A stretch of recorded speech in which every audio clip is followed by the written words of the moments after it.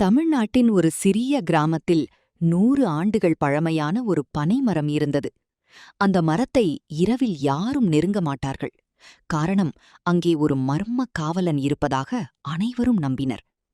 ஆனால் தைரியமான 12 வயது சிறுவன் கார்த்திக் அந்த உண்மையை தெரிந்து கொள்ள பௌர்ணமி இரவில் ஒரு விளக்கை எடுத்துக்கொண்டு பனைமரத்தை நோக்கி நடந்தான். திடீரென பலத்த காற்று வீசியது. மரத்தின் உச்சியிலிருந்து பொன்னிற ஒளி ஒன்று தோன்றி மெதுவாக ஒரு பழம்பெரும் காவலனாக உருவெடுத்தது. பயந்த கார்த்திக்கிடம் அந்த காவலன், பயப்படாதே, இந்த கிராமத்தையும் இந்த பனை மரத்தையும் பல தலைமுறைகளாக நான் காத்து வருகிறேன். பேராசையால் இயற்கையை அழிக்க வருபவர்களை மட்டுமே நான் தடுக்கிறேன்.